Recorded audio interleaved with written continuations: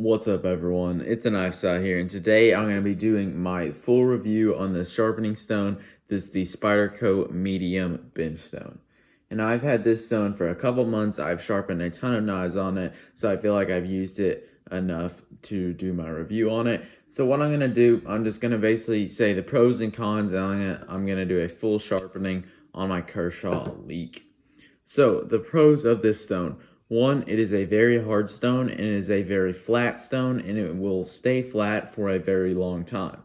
And so I obviously can't really tell how long it's going to stay flat, but I've heard people say that it has lasted them over 10 years. You know, there isn't a lot of people who have said that they had the stone for like 60 years because I doubt it's been out that long, but basically what I'm trying to say is this will probably last you a lifetime, and if it doesn't, it'll probably last you long enough to where you're perfectly happy to buy another one. And I apologize for this sharpening setup. I just don't really have a stone holder right now, but this works just as well. It just doesn't look as good. And so another pro with it, it has very good tactile feedback, which hopefully you'll be able to hear when I get sharpening. Basically what that means is if you go a little bit off angle, like you raise up too high or go too low, it will make a louder noise than it does when you are sitting on angle. So this stone has really made me a better sharpener, and even though it comes at like around the $50 price point, which might be pricey for someone or it might be pricey for just one stone and not like a whole system, I think that it can be very beneficial to beginners because of that tactile feedback and how you can really hear the mistakes that you are making. And the main cons with it is that it will load up. So what I do, I will show you this mid-video when I have to do it. I have a bottle with dish soap and water in it, just a little bit of dish soap. I'll pour it on here, and then I'll take a Scotch-Brite pad. This one's kind of old, sorry about that. And then basically just use the rough side and scrub it in. But let's get sharpening on this Kershaw leak.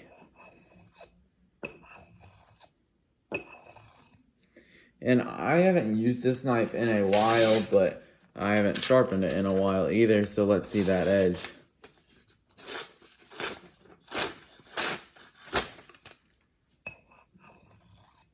Alright, yeah, so we are sufficiently dull. Yeah, that is a very dull knife, so let's get sharpening. And another con that I have against this stone is that, I'll talk about that I guess now, is that when you sharpen on it, it's a not that coarse of a grit. So a lot of people will say, oh, is this the one stone for the rest of your life? And I kind of disagree, just because it's like, I don't know, it will take a while to form a burr on both sides, which hopefully you'll see here. So I'm not putting Sharpie on this bevel just because I kind of want to do it, or just kind of use the stone's audio, I guess you could say, to determine the angle of it. So yeah, that just is a little bit different for me. One thing to keep in mind about this Kershaw leak, sorry that I'm not getting to the sharpening yet, is right here, that the plunge grind, there should be a choil there. I should get the diamond files. I need to buy some and cut my own choil. It's basically just not sharpened there. So I'm probably going to run up against that. And there is just a slight recurve, but I don't think it'll give me any troubles.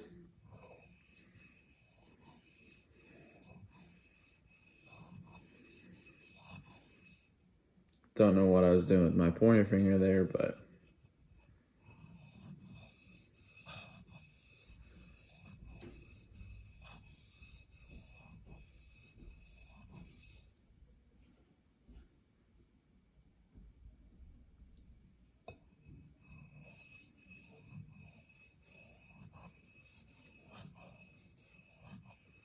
so a lot of times I don't use this stone as like the first stone in my sharpening system. What a lot of times I'll do is I'll start on like a 600 grit diamond stone, form my burr on both sides, and then move on to this stone. And then either just drop from there or maybe go on to my newest Spyderco ultrafine stone, which I just got and I'm happy to use. So I don't have the fine just because I figured that, you know, even though it would be helpful, and you'd probably get a brighter mirror polish if you got the fine and the ultrafine, I just didn't really want to spend the extra money, and the ultrafine still gives you a mirror polish.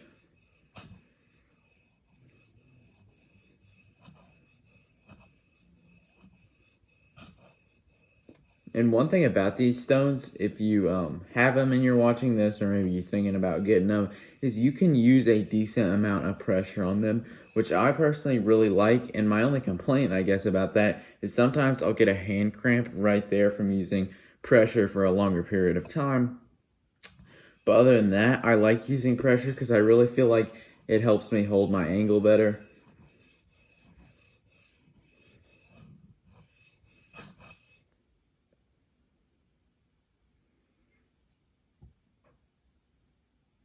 It doesn't really look like I'm hitting my edge that much. Let me just see. One thing that's cool about this stone is you can kind of experiment. So I'm going to see, what if I drop this back a bit?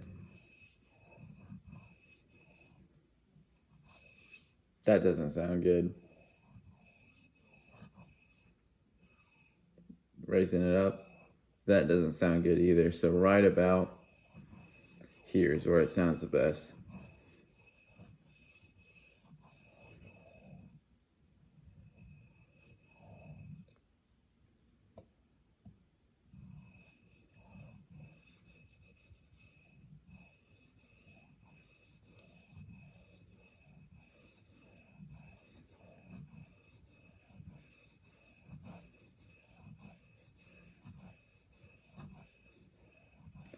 Oh, and I forgot to mention, this is 14C28N steel on my Kershaw leak. I have pretty much sharpened everything on this stone.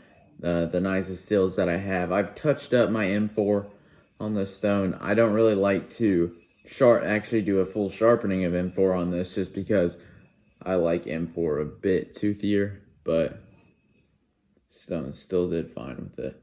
So it feels like I might have a micro burr right in this belly, and then not at the base as much, and then not at the tip as much. So that's pretty much a thing that happens every sharpening, but hopefully I'll get that worked on.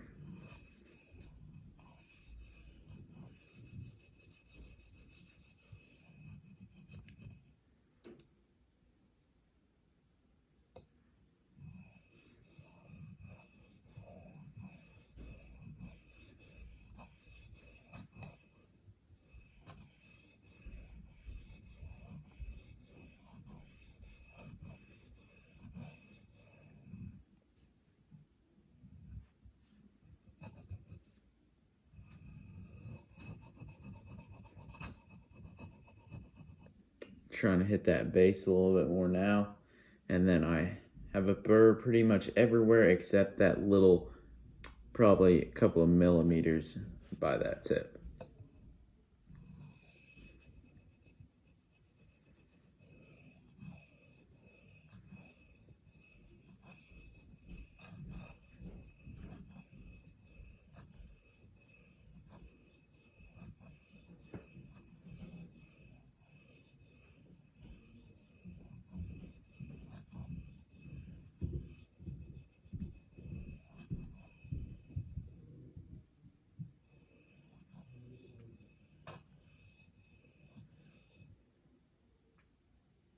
Alright, so we got the burr across the edge of the knife, and I will probably clean the stone off now, if you guys are interested. So I take this, oh, and I poked a hole in the lid with my knife. That helps pour better. And then what I'll do, I'll get the Scotch-Brite pad and put it on my knuckles like that.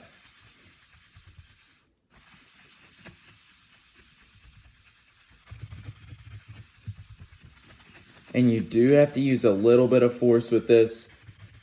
You can't just kind of go like that and it'll go away, so keep that in mind. You know, I would like a stone with no maintenance, but honestly, I'd prefer to just clean this off after every sharpening, or maybe a couple times of sharpening. I'd rather do that than have to actually go through the whole process of flattening a whetstone or something along those lines. So it feels like, yeah, it feels like I have a very small burr, and I'm not really, I don't know, I would like to maybe form a little bit of a bigger one.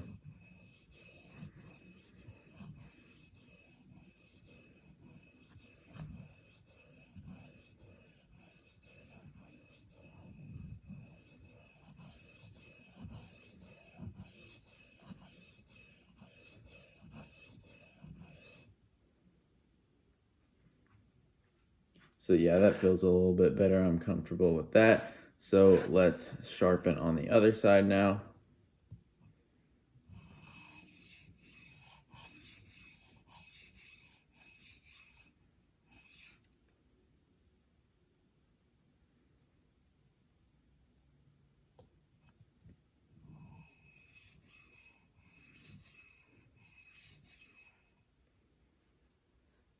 Oh, and under this towel or rag, I have just the actual plastic base that actually comes with this stone.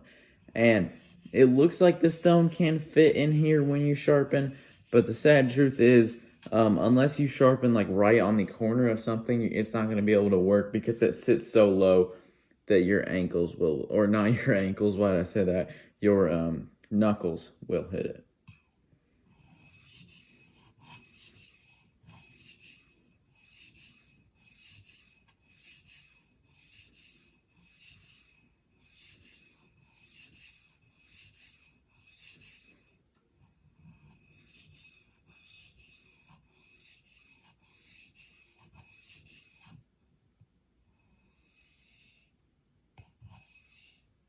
You know, that stroke sounds better, but I mean, it feels like I'm holding too high of an angle.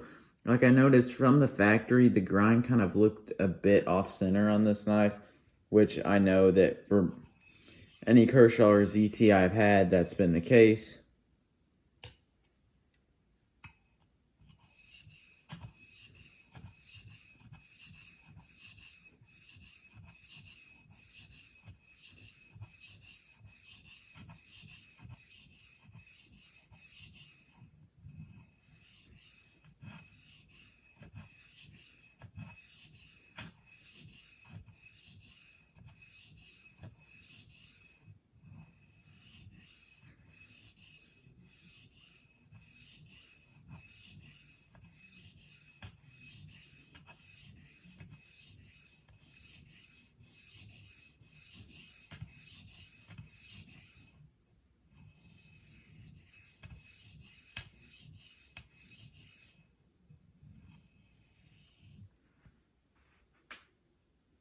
All right, so I formed a burr on the other side now.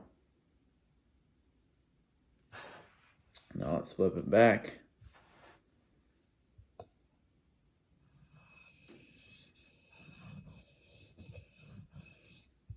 So I don't know if you guys heard that there. Hopefully you did, but the burr actually just broke off and you can hear kind of a crackle when it happens. And so I wiped that off because you don't want to dull your knife by basically rubbing it on knife blade.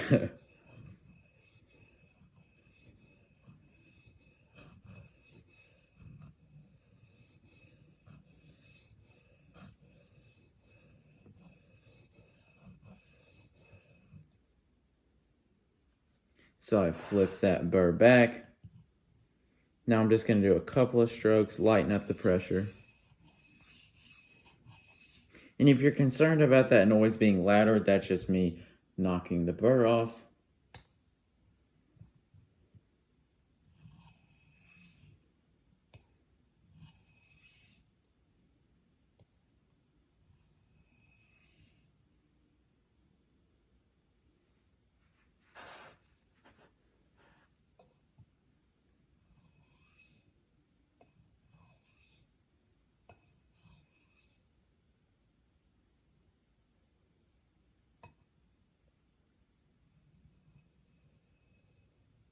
So just I'm doing one more long stroke, hit the entire course of the edge.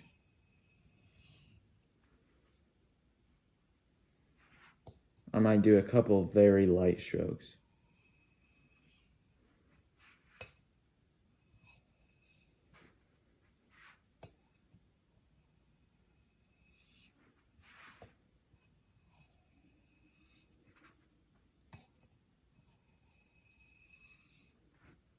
All right, so I think that we are done. Oh yes, that is sharp.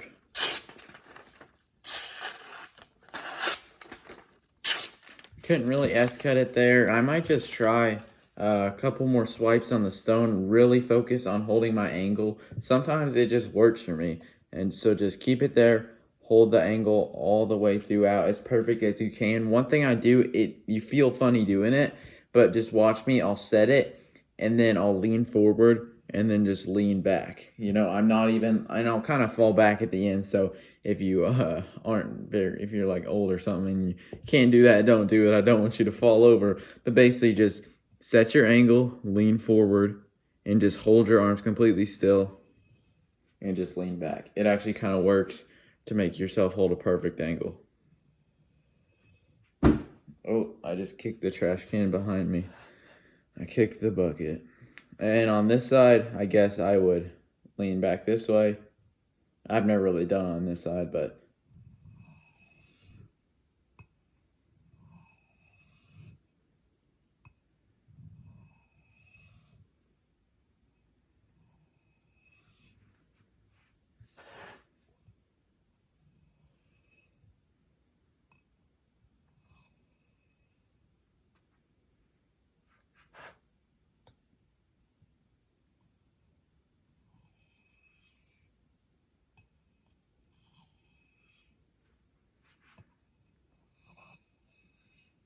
and if you're wondering what that little scraping noise is, once again, that's the stone hitting this ricasso, I guess is the word for it. But let's get an edge check here. Yes, that's very good. A little bit of an S-cut there. And we can push cut it. It's kind of a loud edge, something I've noticed. Like, let's compare that to the edge on my Gale Bradley.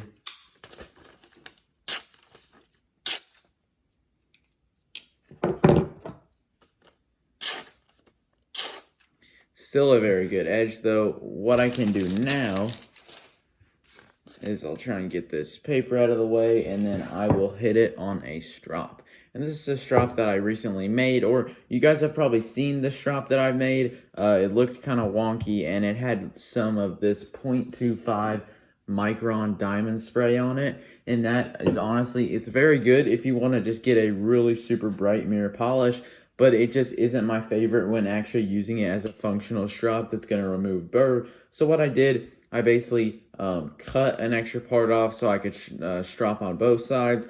And then I just put white compound on a new piece of leather, this time the rough side. And I am setting my strop on this base. And I think that if you guys, my challenge to you, if you are pretty into sharpening and aren't new to it, is to, or I guess this is good for new people too, is to set your strop on a flat surface just like you would your stone, and just focus on holding that same exact angle. Because one thing I've noticed, when I hold my strop like this and go like that or whatever, I hold, or there's much more variability to it, because I could be holding it a little bit higher one time, a little bit lower the other. I could be wobbling throughout, and I just think setting it on a surface like this is very helpful. Now, if you have a two-sided strop, that might get a little difficult because you don't want to sit it and accidentally contaminate it.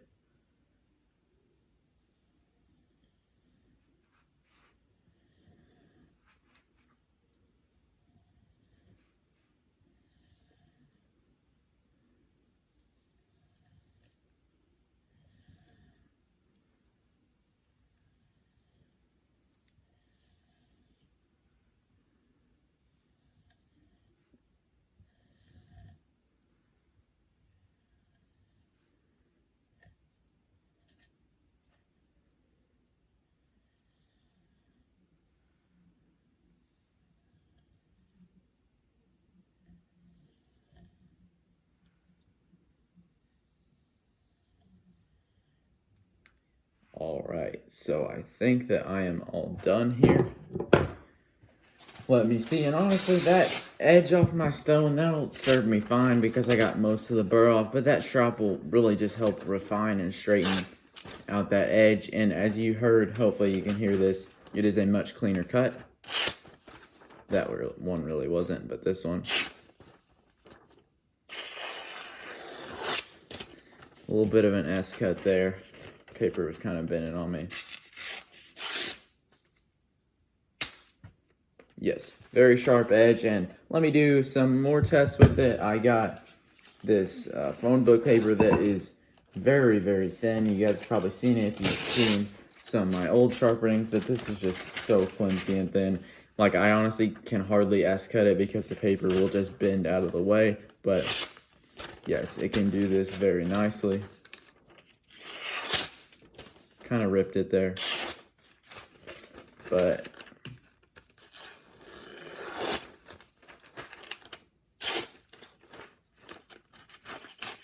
I'm just thinking that maybe the tip of my knife isn't as sharp as the rest, because you'll kind of hear a noise difference. Like, here's the middle. There's the tip. That's interesting. What I can do, I can get here, set that tip right on the knife, or right on the stone.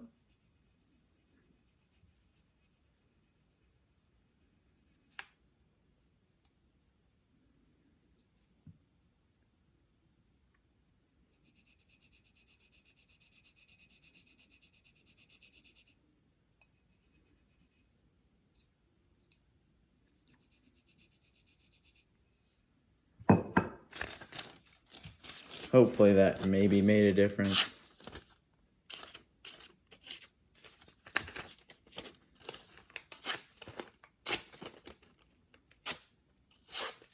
I think that it did. I'll just hit it on the strop.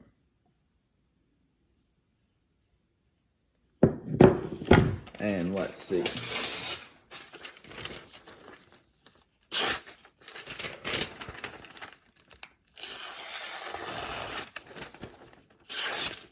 So still could use some work, but I am perfectly happy with this edge, and it will 100% serve me just fine. So that will do it for the video. Thank you guys for watching. I hope you enjoyed my review and full sharpening on the Spyderco medium bench stone. Yes, it took a little bit longer because it's not as fast cutting as I wish it would be, but it still does provide like a semi-polished finish. So it's always a give or take with grit. You know, coarser grit, obviously, you get a faster cutting speed. Finer grit, you get a more refined edge, I guess. So that's going to do it for the video. Thanks for watching. Don't forget to like and subscribe, and I'll see you guys in the next one.